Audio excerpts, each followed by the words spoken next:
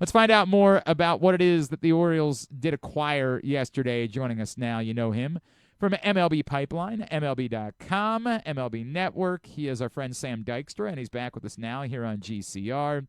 Sam, it's Glenn here in Baltimore. Please, this would be the part where you say the Orioles pulled off the heist of the century. They've completely changed the way that we view them moving forward. You need to get over the fact that they lost Adley Rutschman. Is that what you have for me today? I won't exactly put it in those All words, right. but I will say when news came in that the Red Sox were going after Adley Rutschman, and you start to dream of what the package would look like, I didn't think it was going to be this good or this talented. This was clearly, I'm looking at it from both sides here. The Red Sox believe that they can continually develop pitching. They can just find the next version of Anthony Eyanson and Kyson Witherspoon in their system. I'm not entirely sure those guys are there right now, but they are now in the Orioles system. And I think, at a time right now when I was looking at the Orioles system going into yesterday, Nate George has been out for much of the year with an illness, and Ike Irish just went down with a torn meniscus.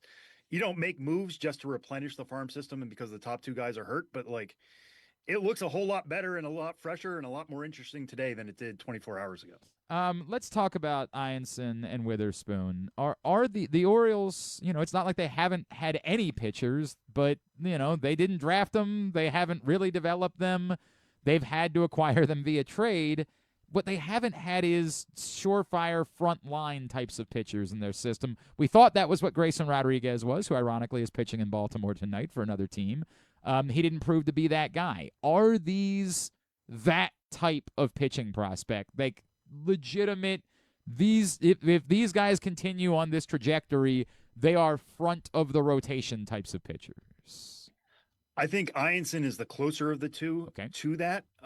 He's number 49 on our top 100 right now. He's got a solid argument for being the breakout pitching prospect of the year across the industry. He's got a 1.32 ERA, 94 strikeouts, and only 68 and a third innings at high A and double A.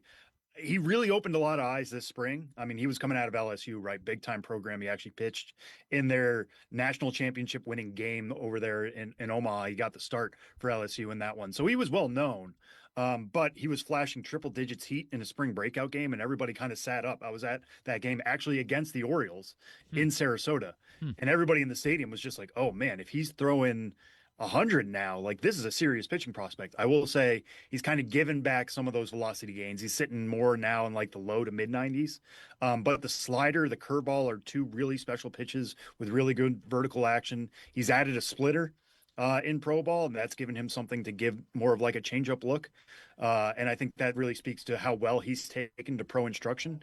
Again, he's only a year into his pro development. Yeah, he's coming out of LSU, but like it's still early in his pro development that I think the Orioles are getting him at a good time. Obviously, he's got some momentum here. They can build on that, and he's certainly somebody who could factor into the rotation going into next year. Wow. I think why the Red Sox were willing to deal him, and this is a question we're going to face as we redo our top 100 here in a few weeks, is like how much do you care about him losing velocity as the season's gone on?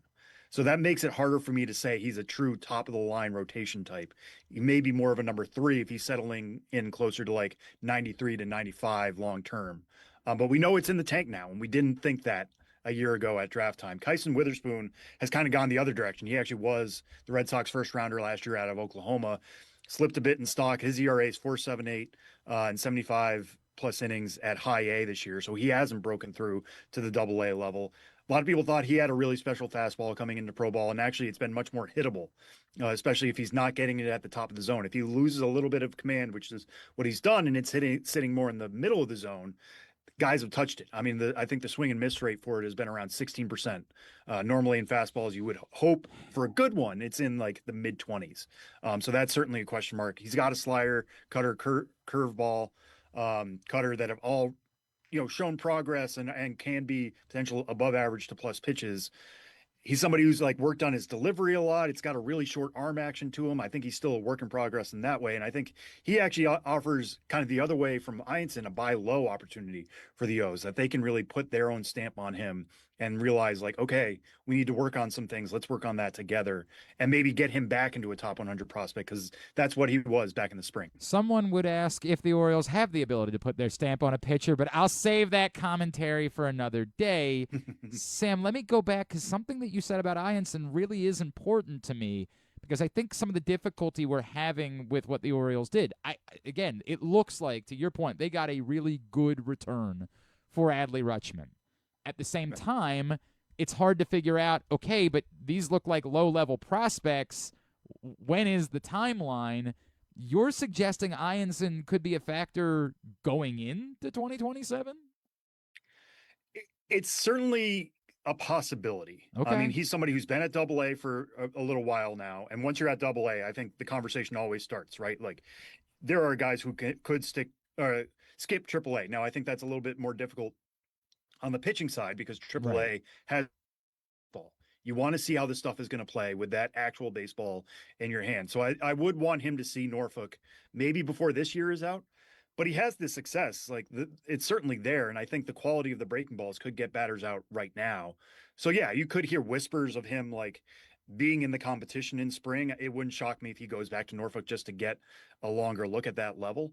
But I think a first half debut in 2027 is absolutely at least in the conversation right now. That is significant. That is, I mean, it's something that I hadn't considered, and obviously would at least change the timeline. Because I think the other part of the conversation that we're having is, are these prospects more valuable to the Orioles for the Orioles, or are they more valuable in loading up the farm again to go try to make the moves that you need to make in order to be a contender next year? Again, provided there is a next year, right? Because I realize that is a complicated conversation. In looking at the timelines, like, do you feel strongly one way or the other about what the benefit is to the Orioles? I think given the types of players that they acquired, for the most part, you're talking about Eyanson, Michael Forret, who is back in the organization, right? Like he was traded away in the offseason in the Shane Baz deal. He's now back in a move with the Rays straight up for Tyler Wells.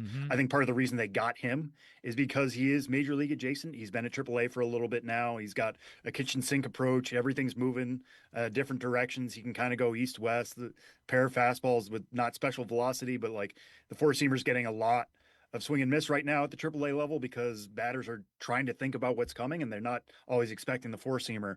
So Forret's somebody who is, I think, helpful in that short term, right? He will absolutely be in the rotation conversation going into next spring. Maybe even by the tail end of this year, we'll see how the first couple starts go with Norfolk. But then, Witherspoon, yeah, maybe if he bounces back and is stock back up towards the end of the year, maybe that's somebody you look to flip again and just be like, hey, look, he's fixed. Like he has value again. Enddy Azocar, who they also got from the Red Sox. He's more of a long-term project, right? 19-year-old outfielder who's only reached high A. Johmnardo Reyes, who they got from Dean Kremer. That's another long-term project. He's 18 years old and only is at single A right now.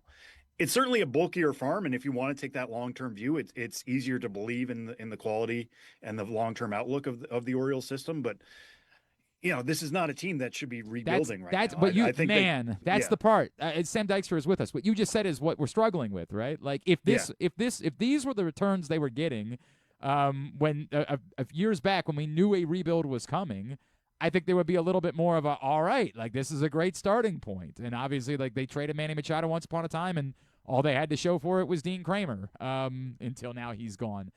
The tricky part is, okay, but that's not what you're supposed to be doing. You're not supposed to be resetting. You've got Basayo and Alonso and Baz and Bradish now signed. Like there is a core here. Gunner's only here for a couple more years, if he plays well.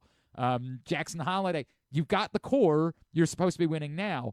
I think the other part of it is maybe there is an in-between here, which is perhaps these aren't specifically the prospects that you trade, but maybe it makes it easier to consider trading other prospects because you have kind of fortified the system and now have some replacements if you are instead dealing a De Leon, a Herman, or something like that as you're looking for pieces this offseason. Yeah, I mean, and if you just look at the pitching part of this, right? Like Joseph Zerwa is on our top 100 now. Yeah. He was the clear top pitching prospect in the org going into yesterday. Now that's Anthony Eyanson. Caden Hunter was kind of a pop-up name, but now he's in that discussion with Forret and Witherspoon. in that next tier. It's the pitching is certainly bulked up now, and I think they would be dealing from more of a place of strength if they were to move any of these names that we've mentioned from the pitching group, rather than if you moved Zerwer or Hunter, you look at it Aaron if they were to move to either of them who have actual value going into the offseason. You referenced Forret a second ago. Michael Elias last night tried to sell the idea that Forret could be ready now at the major league level. In looking at his AAA numbers, his AA numbers were exceptional. His AAA numbers have not been very good. And even when he got, you can say, hey, 2 of the first 3 starts were brutal, and that inflated his ERA. But then when he brought his ERA down last month, his WHIP was basically 2. Is there something I'm missing when I look at his AAA numbers? You described him as major league adjacent. Just how close is he to being a factor? Because I'm confused about trading Tyler Wells, but I do understand the value of a starting pitching prospect that you have full control over. Yeah, I think for Forret, like I was saying earlier, I mean, the big thing for me is that he just has so many options with which to attack batters. It's tough to hone in on one pitch and be like, well, this is clearly what the best pitch for him is. He's going to keep pitchers guessing. I think last year we were talking about it more of being the era of he's absolutely a king of that, given that he has 5, 6, maybe even 7 pitches to work with here.